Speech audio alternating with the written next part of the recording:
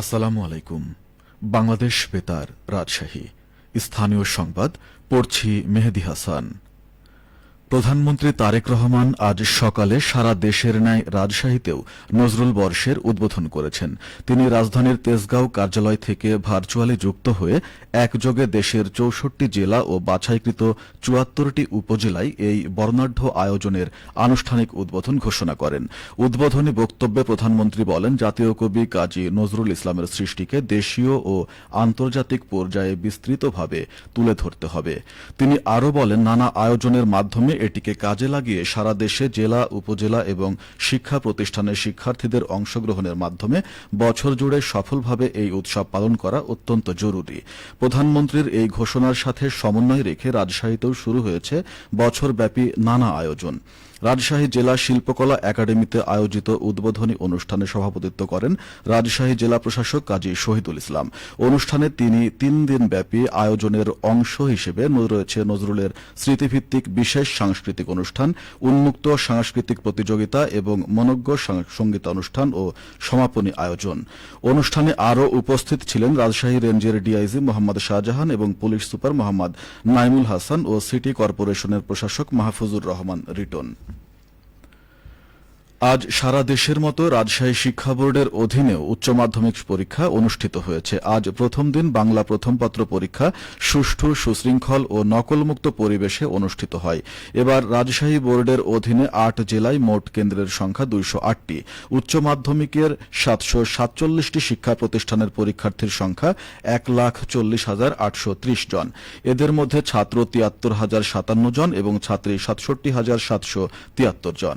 রাজশাহী শিক্ষা বোর্ডের chairman professor ড শামীমারা চৌধুরী জানান, পরীক্ষা শুরুর পর থেকে বিভিন্ন কেন্দ্র পরিদর্শন করা হয়েছে। রাজশাহী শিক্ষা বোর্ডের আওতাধীন ৮টি জেলায় ২০৮টি কেন্দ্রে নকলমুক্ত পরিবেশে পরীক্ষা অনুষ্ঠিত হয়।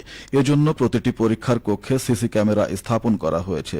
সিকিউরিটি ক্যামেরার আইডি এবং পাসওয়ার্ড কেন্দ্রে প্রেরণ করা হয়েছে। নওগাঁ শহরের প্যারীমোহন বালিকা উচ্চ বিদ্যালয়ে নতুন ৬ তলা বিশিষ্ট একাডেমিক ভবন নির্মাণ কাজ শুরু হয়েছে। আজ সকালে ফলক উন্মোচনের মাধ্যমে ভিত্তিপ্রস্তর স্থাপন করেন নওগাঁ ৫ আসনের সংসদ সদস্য মোহাম্মদ জাহিদুল ইসলাম ধুলু। প্রধান অতিথির বক্তব্যে তিনি বলেন, প্রধানমন্ত্রী তারেক রহমান শিক্ষাক্ষেত্রে সবচেয়ে বেশি গুরুত্ব দিয়েছেন। এছাড়া নারী শিক্ষার প্রসারের ওপর তিনি গুরুত্ব আরোপ করেন। অনুষ্ঠানে জানানো হয়, ১,৬৬,০০,০০০ টাকা ব্যয়ে শিক্ষা প্রকৌশল অধিদপ্তর একাডেমিক ভবনটির নির্মাণ কার্যক্রম বাস্তবায়ন করছে। প্রথম পর্যায়ে দ্বিতল ভবন এবং পর্যায়ক্রমে এই নির্মাণ কাজ সম্পন্ন করা হবে।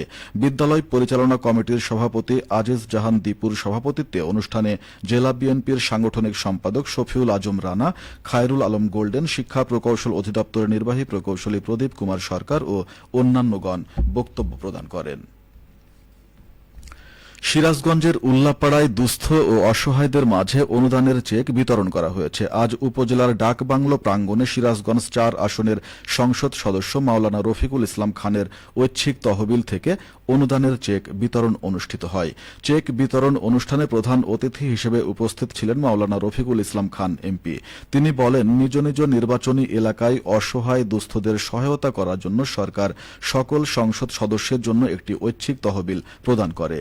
সেই তহবিল থেকে সিরাজগঞ্জ ৪ আসনের উল্লাপাড়া ও সলঙ্গায় অনুদানের চেক বিতরণ উদ্বোধন করা হলো।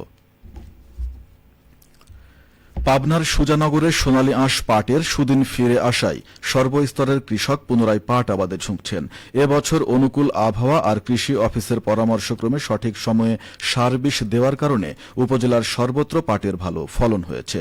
উপজেলা কৃষি অফিস সূত্রে জানা যায়, এবছর উপজেলার ১০টি ইউনিয়নে পাট আবাদের লক্ষ্যমাত্রা নির্ধারণ করা হয়েছিল ৯,৫০০ হেক্টর জমিতে।